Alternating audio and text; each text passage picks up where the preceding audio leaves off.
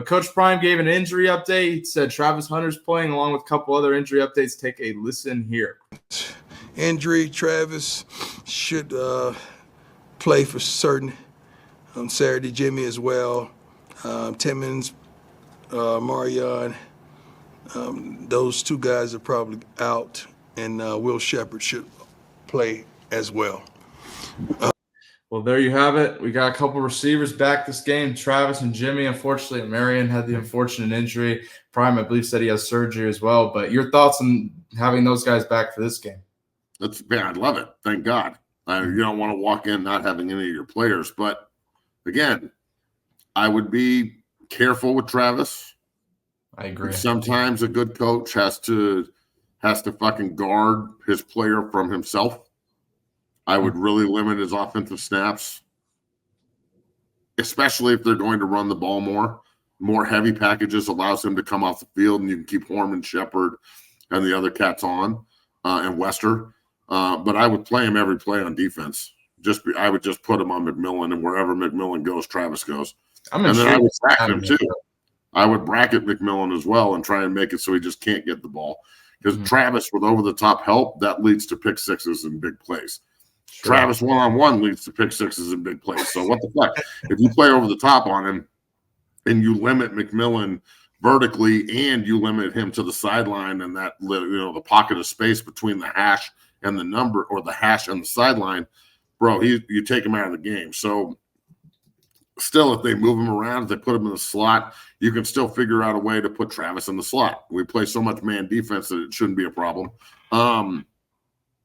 Miller being out, that sucks. That kid is really special. Yeah. The wide receiver room is so deep if he's not starting, and he's that good. Because he's come in, he saved us against Baylor. He was integral in the Kansas State game before he got hurt. If he doesn't go down, I don't know if we lose. So it's on Wester and Horn, who are smaller slot type guys, and Shepard, no more drops. For the great plays Shepard makes, man, he drops some fucking just gifts. He dropped a gift in the Kansas State game too. So we can't drop any more gifts. If you drop a fucking terrible, a bad throw or a high throw or whatever, I can live with that. But you can't drop gifts. And Shedeur gift wrapping the ball to him a lot. So, it's more skill players that are hurt than big guys. The defense seems pretty healthy with Shiloh coming back. So we'll see what happens, man. But it's good that guys are healthy. Yeah, that's true. That is very true. And before we move on here, Coach Phillips was asked his thoughts on losing 4 wide receivers last Saturday in the game. Take a listen here. I never had that situation happen to me before, but I tell you what, man, the guys in the room that's why you coach them all, right? You get everybody ready to play. You got a travel squad list of guys, which is 11 for us, so you get all those guys ready to play. And I thought those guys stepped in, the backup stepped in and did a great job. So I'm not bothered by that at all, because I think we'll get a couple guys back. I don't know when, but we'll get them back. So I thought those guys, like I said, they stepped in and did the job that we all expected them to do. Matt, your thoughts on that? He's right. I mean, as a coach, it's your job to make sure that the other guys are ready. And now he's got to get the next guy ready. After getting Miller ready, now he's got to get the next guy ready, and he will. They're all focused on the same thing. That's, if you watch the well-off videos from Bucky, you'll see that there's now new punishment for screwing up. Yeah. So you drop a ball, you miss a read, you have an ME or an MA, you're running. You're going to get called out, and that's good. I mean, that's the way it should be, or you'll be replaced. You'll have to come off the field for penalties and shit like that. So, this should go to every coach. Every coach should really focus on making sure that you're coaching the starters or the backups just like the starters. And as a high school coach and developer of talent here at 6-0 and in Mount Vista, I try and do the same thing. I want to make sure that my second 5 are as prepared mentally as my first 5. Probably not going to be as good of players, or maybe a little bit younger or whatever. But if you know what you're doing, you can eliminate a lot of the bullshit when you get on the field, because so many guys just walk out there playing fucking checkers. But if you are a chess player in football, you're going to put yourself in position to be successful more times than not. Yeah, no, that's very true. That's very true. And shout out to Joe Perry for the $5. Yeah, Matt just talked about that. The chats and stuffs are open, so get it in. Let's go. Yeah, yeah, let's go. Let's get to 1,000, and also hit the like button, man. What the fuck? Yeah, hit the like button, subscribe, become a member of the Dungeon family for only $2.99. We appreciate you. Before we get out of here, last thing I'll show, LeJohntay Wester just had some comments on Shedeur Sanders, and, what makes him a very special quarterback. But take a listen here. His IQ level is insane. His throwing ability, his ability to be able to prolong plays and extend plays and still be able to make throws down the field. So just all of that in one. He's really just the complete quarterback, the quarterback that I've been looking for pretty much all of my college career. So, I mean, I'm glad to be on his side. Matt, your thoughts on that? Did you see that graphic I sent you with Travis and Shedeur going 1-2? Yeah, with or like Shedeur going 1 and Travis going 2. It's a Cleveland. That is a 100% feasible situation. 100%. Certainly possible, for sure. I agree. And I think that as they continue to win and as he continues to put up numbers, I wouldn't be surprised, especially if they can figure out a way to win these games. They can beat Arizona, beat Cincinnati. They go on the road to Texas Tech and get a win. They figure out a way to beat Utah at home. Then you've got, Kansas and Oklahoma State, right?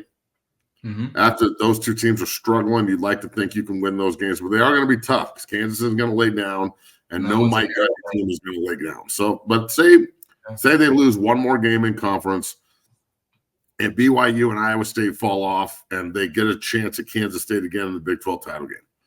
Okay, now I don't know if 2 conference losses is going to make it or not, but whatever. Just say so that would put them at 9-3 for the year if they lose one more conference game, right? Okay, 9-3, and he goes for, I don't know what his numbers are right now. What are Shedeur's numbers? Give me 1 second. Because I know that they are good, really good. I could see both of them at 9-3, 10-2. I could see both of them being in New York for the Heisman. Okay, so right now Shedeur has 2,018 passing yards, 17 touchdowns, and 4 picks. Yeah, that's pretty good. Yeah. And that's the middle of the year, so it'd probably be 35, 40 touchdowns and 10 picks. Yeah. I would guess. 5,000 yards passing. Like I'm looking, I'm trying to see if so like 4,000 yards 4,000 yards, 40 touchdowns maybe. Yeah. Yeah, it'll be interesting. It all depends. Well, if you're 10-2, you're ranked high and you're probably playing for something. If not the Big 12 title, 9-3, 10-2, you're playing for something.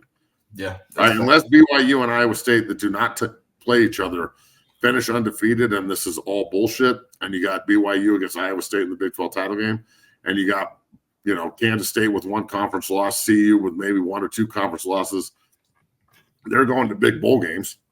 So I mean, Jaden Daniels won the Heisman last year with I think 3 losses. So I mean, we'll see what happens with all this, but I think that the potential for those two to be at the top of the mountain, a lot of it rests on whether or not they win, but also a lot of it rests on their performance as well. So you just got to keep it up.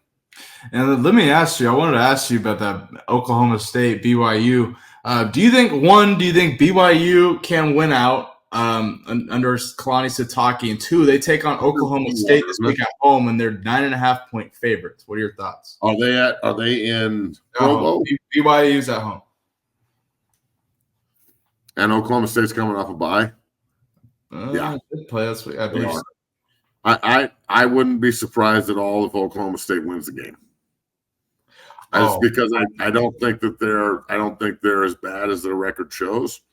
Mm-hmm. I think that they're really a hard-nosed football team that kind of took some lumps and have got to figure some stuff out. And with them coming off a bye week with BYU running as high as they are, I wouldn't be surprised if Oklahoma State wins at this point. Fuck. Did you hear what happened to Mike Gundy? Yeah, he got hit in the head by a cow. He had to move his press conference to Zoom because he got headbutted by his cow. I don't know if you saw this. We brought this up on JB actually because I know JB and Mike Gundy have a real great relationship. Are you being sarcastic? Very, because JB says he's kicked him out of his office on many occasions when he was at Independence. You kicked Gundy out? Yeah. He's not a fan. But Yeah, apparently Mike Gundy was headbutted by his cow. I'm looking for the video here, but No, I mean, I heard it, and I'm sure everybody else did. that's hilarious. But I don't know. What are your thoughts on that? That sucks. I mean, Do you believe him, or do you think I was a lie and he got something else happened? Because that's what JB suggested. He thinks it's a straight lie. did his girlfriend beat his ass or something? Did his wife beat the shit out of him? I don't know. Really weird. Like, if the guy says he got beat up by his cow, then unless he got beat up by a fucking cow. I don't know, dog. I can't sit here and question what the man's doing with livestock. Yeah. Oklahoma State's a weird place, you know what I'm saying? Livestock and chickens and goats. Oklahoma State has a shot to win that game, though? I do. I really do. I think that they'll come out and play hard, and last thing they want to do is go 0-4 when they were picked to win the fucking conference. So, I mean, I just to think that the group isn't going to play hard and like BYU is super mature. BYU's not going undefeated. Iowa State's not going undefeated. Everyone's going to fucking lose. You're probably going to have like 5 teams with 1 loss in the Big 12 that don't play each other, and they're going to have to just pick 2 to go play in the fucking Big 12 title game. Yeah, I kind of agree with you. It's cannibalizing itself, as Joel Klatt said months ago on this show.